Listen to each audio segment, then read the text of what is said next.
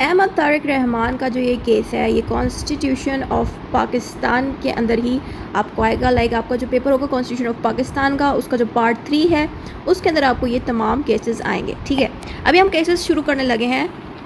बिस्मिल्लाहिर्रहमानिर्रहीम।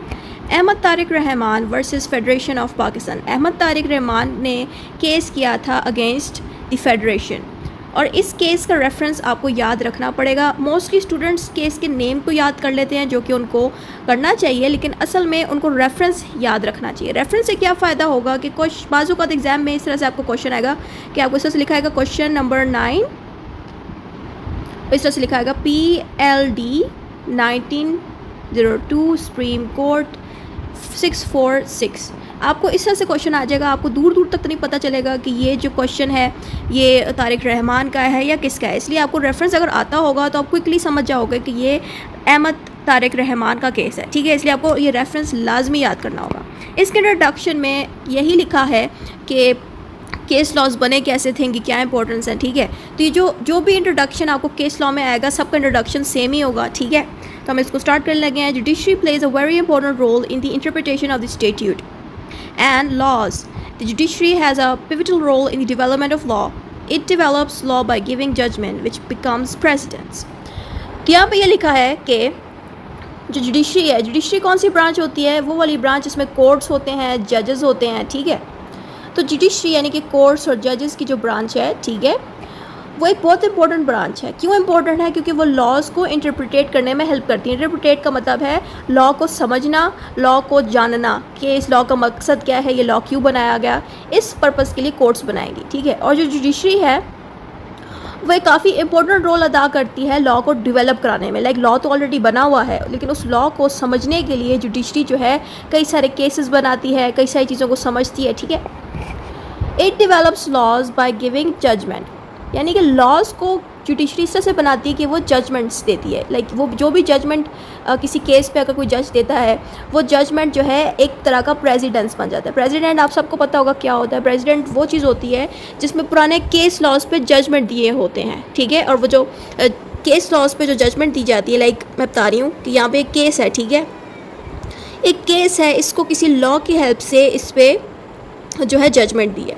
अब इस केस पे जो जजमेंट दी गई है, उसी जजमेंट को बाद में सारे जजेस जो अपकमिंग फ्यूचर में आएंगे, वो सारे जजेस उसी केस पे आए हुए जजमेंट को यूज़ करेंगे। इसी को हम प्रेसिडेंट्स कहते हैं। तो ये किसने बनाया? कोर्ट्स ने बनाया। ठीक है, तो precedent may be regarded as a source of law. Precedent को सोर्स ऑफ लॉ भी कहते हैं। ये जितना कुछ भी मैं प्रेसिडेंट का पढ़ी हूँ, ये हमने सब कुछ पार्ट 1 में और पार्ट 2 में पढ़ चुके हैं प्रेसिडेंट्स के बारे में। ठीक है, तो प्रेसिडेंट मोटा मोटा यही होता है कि जो भी जजेस ने पास में केसेस दिए हैं, जो भी जजमेंट्स दिए हैं पास के केसेस में, उन्हीं जजमेंट्स को फ्यूचर के जो जजेस हैं वो यूज़ करते हैं। तो उन जजमेंट्स को हम कहते हैं प्रेसिडेंट्स। ठीक हो गया। Pakistan to the superior courts gave judgement which became precedent. ठीक है, यहाँ पे लिखा है कि जो पाकिस्तान के जो सुपीरियर कोर्ट्स यानी कि जो सुप्रीम कोर्ट हैं या हाई कोर्ट होगी, ठीक है, ये पाकिस्तान की बड़ी कोर्ट्स हैं। तो जो बड़ी कोर्ट्स हैं, इन्होंने जो भी जजमेंट्स दी थी, जिन जिन केसेस पे जजमेंट्स दी थी, आजकल के दौर में उन जजमेंट्स को हम प्रेसिडेंट्स कहते हैं। और उन्हीं प्रेसिडेंट्स और जजमेंट्स को यूज़ करके जो न्यू जजेस हैं, वो न्यू जजेस उन्हीं प्रेसिडेंट और केस लॉज को यूज़ करके न्यू केसेस पे भी जजमेंट देते हैं। ठीक हो गया। There have been a lot of important and leading cases in the history of Pakistan। और पाकिस्तान की हिस्ट्री में बहुत सारे केसेस हो चुके हैं और उन सब केसेस पे भी डिफरेंट जजमेंट बन चुके हैं। अहमद तारिक रहमान वर्सेस फेडरेशन, ये भी उन्हीं फेमस केसेस में से एक केस है। ठीक है, तो जितना कुछ भी मैंने इंट्रोडक्शन में पढ़ा है, हमने तमाम के तमाम केस लॉज के अंदर लिखना है। यानी कि जितने भी आपको केसेस आएंगे पार्ट 4 के पेपर में, यानी कि कॉन्स्टिट्यूशन के पेपर में जितने भी आपको केसेस आएंगे उन सब में आपने एक ही इंट्रोडक्शन लिख देना है। लेकिन इंट्रोडक्शन जहाँ पे ख़त्म हो रहा होगा, जो उसकी एंड लाइन है, जिसमें लिखा होगा कि जैसे कि यहाँ पे केस लॉ का रेफरेंस देके एंड पे लिखा है एज वन ऑफ दम, यहाँ पे उस केस लॉ का आपने नेम दे देना है जो आप अटैम्प्ट करें और एंड पे लिख देना है एज वन ऑफ दम। लेकिन आपको इंट्रोडक्शन नई तरीके से याद करने की जरूरत नहीं है, आप सबका सेम लिख दें। अब बेंच ऑफ सुप्रीम कोर्ट, अब यहाँ पे तकरीबन हमारे पास 3 जजेस आते हैं। यहाँ किस केस के ऊपर पढ़े? अहमद तारिक रहमान। तो अहमद तारिक रहमान पे हमारे पास 3 जजेस आएंगे। ठीक है, तो इसमें हमारे पास पहला है justice Shafiur Rahman, justice Sajid Ali Shah, justice Rustam S Sidhwa. ठीक है, तो ये हमारे पास जजेस हैं यहाँ पे मौजूद। सही है। और चीफ जस्टिस का यहाँ पे मुझे नेम मौजूद नहीं मिल रहा, तो मेरे ख्याल से बुक में भी इसका नेम नहीं होगा। बट आगे सो ऑन केस लॉज, जब हम इस केस लॉ को पढ़ेंगे तो जहाँ पे भी हमें चीफ जस्टिस का नेम मिलेगा हम उसका नेम भी यहाँ पे लिख सकते हैं, ठीक है। बाजू का प्रिंटिंग मिस्टेक हो जाती है तो यहाँ पे वो लोग नहीं लिखते चीफ जस्टिस का नाम, लेकिन अगर आपको इस केस लॉ में अगर चीफ जस्टिस का नेम मिला है तो आपने लाजमी यहाँ पे लिखना है, ठीक है। केस बैकग्राउंड आ जाता है। केस बैकग्राउंड जो है, ये केस शुरू हुआ था अगस्त 6, 1990 में। तब उस दौर में प्रेसिडेंट गुलाम इशाक खान जो थे प्रेसिडेंट हुआ करते थे, ठीक है। और इन्हीं प्रेसिडेंट ने डिज़ोल्व कर दिया, क्या चीज़ डिज़ोल्व की? The national assembly. यानी कि ये जो प्रेसिडेंट थे ना गुलाम इशाक खान, इन्होंने नेशनल असेंबली को डिज़ोल्व कर दिया और बेनज़ीर भुट्टो की जो गवर्नमेंट है उसको भी डिज़ोल्व कर दिया, ठीक है। और आर्टिकल 58(2)(b) ऑफ 1973 कॉन्स्टिट्यूशन को यूज़ करके उन्होंने इस नेशनल असेंबली को भी डिसॉल्व किया और बेनज़ीर भुट्टो की गवर्नमेंट भी ख़त्म कर दी। ये जो आर्टिकल का रेफरेंस आपको केस लॉज में आते हैं ये आपको लाजमी याद रखने होते हैं, इससे आपके मार्क्स भी बढ़ते हैं और एग्जामिनर को पता चलता है कि यस इस स्टूडेंट ने तैयारी अच्छे से की हुई है। नहीं तो अगर आप ऐसी हर चीज़ उठा के लिख देंगे without article references, without the name of the people, तो आपके केस लॉ की इतनी वैल्यू नज़र नहीं आएगी। तो जब भी आप केस लॉ लिखा करें तो आप कोशिश करें जैसे कि बेनज़ीर भुट्टो हो गया या नेशनल असेंबली हो गया, इनके नामों को आप बोल्ड मार्कर से थोड़ा बोल्ड कर दें, इस आर्टिकल को थोड़ा बोल्ड कर दें ताकि एग्जामिनर को दिखे कि आपने इस केस लॉ को बहुत अच्छे से तैयार किया हुआ है, ठीक है। This decision was challenge in the supreme court. और जो भी हरकत इस प्रेसिडेंट ने की थी, यानी कि इन प्रेसिडेंट ने जो नेशनल असेंबली ख़त्म की या बेनज़ीर भुट्टो की गवर्नमेंट ख़त्म की, इन हरकतों की वजह से इन पे केस हो गया, ठीक है। और सुप्रीम कोर्ट में इनका केस चला गया, ठीक है। The court by a majority uphold the president decision to dissolve the national assembly. Court जब सुप्रीम कोर्ट में अपना ये डिसीजन जब सुप्रीम कोर्ट में चला गया, तब भी जो कोर्ट थी उसी कोर्ट के अंदर जो मेजॉरिटी वोट्स थे उन सब ने यही कहा कि जो प्रेसिडेंट है ना, उसने जो भी एक्शंस लिए जिसमें उसने नेशनल असेंबली को डिसॉल्व किया, उसके ये एक्शन बिल्कुल ठीक था। उसका डिसीजन को अपहोल्ड किया। अपहोल्ड का मतलब है कि उसके डिसीजन को सही समझा गया, ठीक है। अब आता है कोर्ट्स ओपिनियन एंड जजमेंट। अब यहाँ पे आता है कि कोर्ट्स ने, यानी कि जो सुप्रीम कोर्ट है, उन्होंने क्या ओपिनियंस दी, क्या जजमेंट दी इस केस के ऊपर, ठीक है। तो इसका पहला पॉइंट आता है जस्टिस शफीउर रहमान ओपिनियन, यानी कि जो जस्टिस हैं शफीउर रहमान, उनका क्या ओपिनियन था इस केस पे। यहाँ पे आपने सेम वही आर्टिकल लिख देना जिसका मैंने ऊपर मेंशन किया था, ठीक है। आर्टिकल को लिखने के बाद आपने लिखना है there was an argument that the national assembly being the only body directly elected by people should not be dissolved by the president and indirectly elected officials. यहाँ पे ये कह रहे हैं कि देयर वाज आर्ग्यूमेंट्स, यानी कि जो डिज़ोल्व हुई थी ना नेशनल असेंबली, इसके ऊपर एक आर्ग्यूमेंट्स लोगों ने किया कि ये वाहिद नेशनल असेंबली वो वाहिद ब्रांच थी जो कि लॉज को बनाती थी और साथ में क्या कहते हैं लोगों को अपने अपने पोजीशंस पे रखती थी, यानी कि ये काफ़ी पावरफुल ब्रांच थी। तो यहाँ पे ये बात बोली जा रही है कि जो नेशनल असेंबली है उसको डिसॉल्व करना नहीं चाहिए क्योंकि ये वाहिद ब्रांच है जो कि लोगों को इलेक्ट कराती है डिफरेंट पोस्ट पे, and it should not B dissolve by president. और जो प्रेसिडेंट है उसको ना ये डिसॉल्व नहीं करना चाहिए, ठीक है। While this argument might make sense in theory, the Constitution clearly allows the President to do so.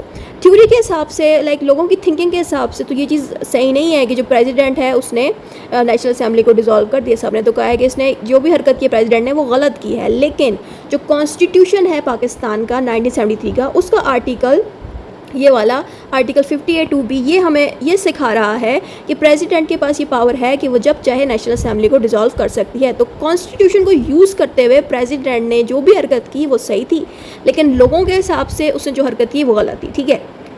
Other countries have a similar laws. यहाँ पे ये कह रहे हैं कि जो दूसरे कंट्रीज़ हैं उनके लॉज भी बिल्कुल सिमिलर हैं।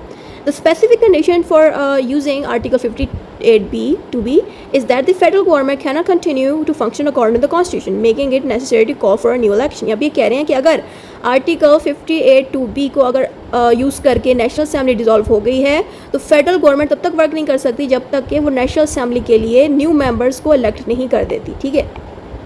अब हम दूसरे पॉइंट पे आते हैं। दूसरे पॉइंट पर जस्टिस साजिद अली शाह क्या ओपिनियन है। तो पहले वाला जो जस्टिस था वो था जस्टिस शफीउर रहमान। अब तक हमने जितना भी पढ़ा है जस्टिस शफीउर रहमान के बारे में पढ़ा है। अब हम जस्टिस साजिद अली शाह के ओपिनियन पढ़ते हैं कि इनका क्या मतलब इस पे ओपिनियन है, ठीक है। यहाँ पे हमारे पास आता है आर्टिकल 58(2)(b। इन्होंने भी आर्टिकल 58(2)(b) पे ही डिस्कशन की है, ठीक है। This power should only be used in extreme situations where there is a complete breakdown of the government's ability to function according to the constitution, not just because a single provisions was not follow. यहाँ पे ये कह रहे हैं, ये जो justice हैं ये जस्टिस ये कह रहे हैं कि आर्टिकल 52(b) को तभी यूज़ किया जाए जब कंट्री के अंदर गवर्नमेंट का ब्रेक डाउन हो जाए। ब्रेक डाउन मीन्स कि जो गवर्नमेंट है वो सही से काम ना कर रही हो, गवर्नमेंट के जो रोल है वो अपनी परफॉर्मेंस सही से दे ना रही हो, ऐसी सिचुएशन पे आप इस आर्टिकल को यूज़ किया करें, फालतू में छोटी छोटी चीज़ों पे ना यूज़ किया करें। ये बात यहाँ लिखी है। दूसरा पॉइंट इसमें ये है डेफिनेशन ऑफ गवर्नमेंट, लाइक ये जो जस्टिस है ना, इन जस्टिस के अकॉर्डिंग गवर्नमेंट क्या होती है, ठीक है। यहाँ पे लिखा है the constitution does not define the term government according to the black's dictionary it includes all officials responsible for the executive judicial and administrative functions of the state. The Lahore high court has also interpreted broadly so the word government in article 52 should not be given a narrow meaning. यहाँ पे ये कह रहे हैं कि जो government है उसकी मीनिंग को अच्छे से तो कॉन्स्टिट्यूशन ने डिफाइन नहीं किया, लेकिन जो ब्लैक स्टार डिक्शनरी है वो ये कहती है जो गवर्नमेंट है वो एक ऐसी ब्रांच है जो कि एग्जीक्यूटिव डिपार्टमेंट को भी चला रही है, जुडिशरी को भी चला रही है, लेजिस्लेटिव को भी चला रही है और साथ में एडमिनिस्ट्रेशन फंक्शंस को भी चला रही है। और जो हाई कोर्ट है ना लाहौर की, वो भी गवर्नमेंट के बारे में काफ़ी चीज़ें डिटेल से बताती है कि गवर्नमेंट को किस तरह वर्क करना चाहिए, ठीक है। और यहाँ पे ये भी कहा जा रहा है कि जो आर्टिकल 52B है इसमें जो है कोई मीनिंग जो है गवर्नमेंट का एज सच क्लियरली नहीं लिखा, इसलिए गवर्नमेंट का उन्होंने ब्रॉड सा मीनिंग दे दिया। अगर आपको ये पॉइंट नहीं भी लिखना बेशक इसको स्किप कर दें, लेकिन ये जो फर्स्ट पॉइंट है ना जिसमें जस्टिस साजिद अली शाह का जो ओपिनियन है ये आपने लाजमी लिखना है, क्योंकि इसमें बेसिकली जस्टिस साजिद अली शाह जो है अपना ओपिनियन दे रहे हैं कि इस आर्टिकल को किस जगह यूज़ करना चाहिए, कहाँ नहीं यूज़ करना चाहिए, ठीक है। तो ये पॉइंट आप लाजमी लिखिएगा। अगर ये नहीं भी लिखना चाहते तो बेशक आप स्किप कर दें, ठीक है। अगली हेडिंग है हमारे पास provisions request. The provisions had repeatedly asked for constitutional bodies like the council of common interest and the national finance commission to make it functional to resolve dispute. Despite the president's effort the government failed to respond endangering the unity and survival of the federation। यहाँ पे ये लिखा है कि जब national assembly dissolve हो गई तो जो कॉन्स्टिट्यूशनल बॉडीज़ थी ना वहाँ पे मौजूद, उन्होंने council of common interest and national finance commission से कहा कि आप हमारी हेल्प आउट करें, लेकिन फिर भी उन्होंने ऐसा हेल्प आउट नहीं की, ठीक है।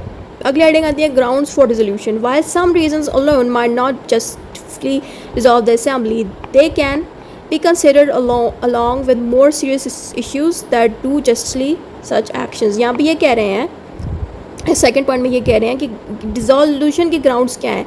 डिसोल्यूशन ग्राउंड्स यहाँ पे उस तरह से इतने प्रॉपर्ली नहीं लिखे, यहाँ पे लिखे while some reasons alone might not justify dissolve। यहाँ पे कह रहे हैं कि कुछ रीजंस जो प्रेसिडेंट है उसने कुछ रीजंस दिए थे कि हाँ इस वजह से मैं इस नेशनल असेंबली को डिसॉल्व कर रहा हूँ, लेकिन उस एक रीज़न की वजह से डिसॉल्व करना सही बात नहीं है, और भी रीजंस होनी चाहिए, ये बातें यहाँ लिखी हैं, ठीक है।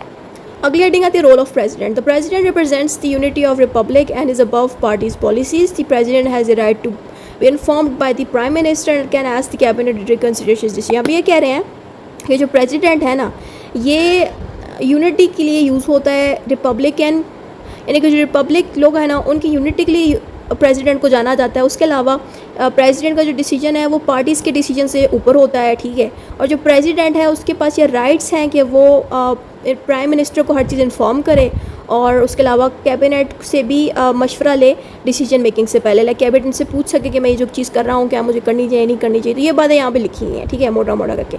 अगली आती हेडिंग है हिस्टोरिकल कॉन्टेस्ट। हिस्टोरिकल कॉन्टेस्ट में हमने ये लिखना है कि जो आर्टिकल 52 है इसका क्या रीजन बनता है, कैसे ये डेवलप हुआ, कहाँ से आया हमारे पास पाकिस्तान में। The power in article this is based on similar provision in the government Indian act 1935। आपको पहली चीज़ बता दूँ, ये जो गवर्नमेंट ऑफ इंडिया एक्ट है इसी के बाद हमारे कॉन्स्टिट्यूशन बनना शुरू हो गए थे पाकिस्तान के अंदर, ठीक है, क्योंकि पाकिस्तान में कोई कॉन्स्टिट्यूशन एग्जिस्ट नहीं करता था, तो इंडियन गवर्नमेंट एक्ट 1935 ही हमारे पाकिस्तान के अंदर कॉन्स्टिट्यूशन यूज़ हो रहा था एज अ टेम्परेरी कॉन्स्टिट्यूशन शुरू में। तो बेसिकली ये जो आर्टिकल 58(2)B है ये हमें गवर्नमेंट ऑफ इंडिया एक्ट से ही मिला है। This act allows the governor general to take over government functions if the government could not continue according to the law. और जो ये आर्टिकल है ये गवर्नर जनरल को पावरफुल बनाता है कि वो अपने आप को सुपीरियर हेड बना दे उस सिचुएशन पे जब गवर्नमेंट सही से फंक्शन ना करी। अगर गवर्नमेंट सही से फंक्शन नहीं करी तो ऐसी जगह पे गवर्नर जनरल हेड बन जाता है और वो गवर्नमेंट के फंक्शंस को संभालता है इस आर्टिकल के अकॉर्डिंग। अगली हेडिंग है यूज़ ऑफ दिस आर्टिकल। ये जो ऊपर आर्टिकल लिखा था उसका क्या यूज़ है, यहाँ पे लिखा है simply failing to follow one provisions of constitution does not justify dissolving assembly unless it leads to a significant breakdown in the government. यहाँ पे भी वही बात लिखी गई है जो चीफ जस्टिस ने बोली है कि आप इस आर्टिकल को तभी यूज़ कर सकते हैं जब गवर्नमेंट की ब्रेक डाउन हो रही हो, गवर्नमेंट जो है प्रॉपर्ली फंक्शन ना कर रही हो, तब आप इस आर्टिकल को यूज़ करके नेशनल असेंबली को तोड़ सकते हैं। ये बात यहाँ लिखी है। अगली हेडिंग है the president must objectively determine that such a breakdown has occurred before dissolving the assembly. और जो प्रेसिडेंट है ना उसको प्रूफ करना चाहिए कि अगर वो नेशनल असेंबली डिसॉल्व कर रहा है तो उसको वो प्रूफ करे कि गवर्नमेंट जो है ब्रेक डाउन हो रही थी। अगर प्रेसिडेंट ये प्रूफ कर देता है कि गवर्नमेंट की जो कंडीशन थी वो सही नहीं थी, वो ब्रेक डाउन हो रही थी, इसलिए मैंने नेशनल असेंबली को डिसॉल्व किया, तब प्रेसिडेंट के इस डिसीजन को सही समझा जाएगा। अगली पॉइंट है हमारे पास, the court has the duty to ensure that the president's use of this power is constitutional. जो कोर्ट्स है ना, उनकी ये ड्यूटी होनी चाहिए कि जो भी हरकत प्रेसिडेंट ने की है वो कॉन्स्टिट्यूशनल होनी चाहिए। कॉन्स्टिट्यूशन का मतलब होता है कि कॉन्स्टिट्यूशन के अकॉर्डिंग होनी चाहिए, ठीक है। ऐसा ना हो कि कॉन्स्टिट्यूशन में वो चीज़ मौजूद ही ना हो और प्रेसिडेंट ने कर ली हो, ठीक है। तो कोर्ट्स की ड्यूटी है कि वो जो भी काम करे प्रेसिडेंट वो कॉन्स्टिट्यूशनल हो। If the president action violets the constitution the court can intervene, यानी कि इंटरवीन का मतलब है इन्वॉल्व होना, यानी कि जहाँ पे कोर्ट को लगे कि जो भी हरकत प्रेसिडेंट ने की है वो कॉन्स्टिट्यूशन के खिलाफ है, कॉन्स्टिट्यूशन के अकॉर्डिंग नहीं है, तब कोर्ट इन्वॉल्व होगी और प्रेसिडेंट को सज़ा भी मिल सकती है। अब इसके लास्ट पॉइंट पर यह लिखा है, this summary presents the key points of the case in similar language, focusing on the reasoning behind the court's decision and the role of president under this article। अगर आपको ये इंग्लिश नहीं समझ आ रही, आप सिंपल वर्ड्स में लिख दें कि ये जो केस लॉ है वो इस आर्टिकल के अराउंड घूम रहा है कि ये आर्टिकल को जो प्रेसिडेंट ने यूज़ किया, क्या वो कॉन्स्टिट्यूशनली यूज़ किया था या अनकॉन्स्टिट्यूशनली यूज़ किया था, और जो उसने रिजॉल्व किया था नेशनल असेंबली को, क्या वो कॉन्स्टिट्यूशनल था या नहीं था, क्या कंट्री में वाकई में ब्रेक डाउन हो रही थी गवर्नमेंट की कि नहीं हो रही थी। ये आप इस तरह से शॉर्ट करके भी लिख सकते हैं। अब आई थिंक ये टॉपिक यहाँ पे ख़त्म हो रहा है। तो ये सारा कुछ हमने जितना भी पढ़ा था ये अहमद तारिक रहमान का केस था, और अहमद तारिक रहमान ने फेडरेशन, यानी कि जो अहमद तारिक रहमान थे नेशनल असेंबली का एक पार्ट थे, ठीक है। जब नेशनल असेंबली को प्रेसिडेंट ने तोड़ दिया तो president basically federation of Pakistan बन जाता है। याद रखिएगा, जहाँ पे भी फेडरेशन ऑफ पाकिस्तान का नेम आ रहा है, इट मीन्स वहाँ पे लाजमी या तो प्रेसिडेंट होगा या कोई बड़ा बंदा लाजमी होगा, या तो प्रेसिडेंट होगा या फिर अपना प्राइम मिनिस्टर होगा। तो इन लोगों की जगह पे प्रेसिडेंट और प्राइम मिनिस्टर के नामों की जगह पे फेडरेशन ऑफ पाकिस्तान का नेम आता है, ठीक है। तो बेसिकली अहमद तारिक रहमान का आपको यहाँ पे नेम कम ही मिलेगा, नॉर्मली ज़्यादातर आपको प्रेसिडेंट का ही जिक्र मिल रहा है, क्योंकि प्रेसिडेंट की हरकत की वजह से अहमद तारिक रहमान ने केस उस पर किया था। अहमद तारिक रहमान एक तरह से उस नेशनल असेंबली का एक पार्ट थे, ठीक है। आप अहमद तारिक रहमान की डिटेल भी चाहें तो इस केस लॉ में लिख सकते हैं। मैंने तो इस केस लॉ को छोटा करने की कोशिश की थी, फिर भी ये इसमें कुछ वर्ड्स थोड़ी मुश्किल आ गई थी, बट आप इसको और आसान करके भी अपनी तरफ से लिख सकते हैं कि इसमें अहमद तारिक रहमान ने प्रेसिडेंट पे केस किया। प्रेसिडेंट कौन था यहाँ पे? फेडरेशन ऑफ पाकिस्तान थे, ठीक है। तो इस से आप इस केस को लिख सकते हैं, अपनी वर्डिंग्स में भी कर सकते हैं, तो ज़्यादा अपनी वर्डिंग्स में तो ज़्यादा अच्छा है, ताकि एग्जामिनर पे एक पॉजिटिव इंप्रेशन जाए कि स्टूडेंट ने रटा नहीं लगाया, इसको इस केस लॉ का पता है, और जो भी आर्टिकल्स का रेफरेंस आ रहा है, किसी इंसान का नाम आ रहा है, तो कोशिश किया करें उसको बोल्ड मार्कर से लिखा करें।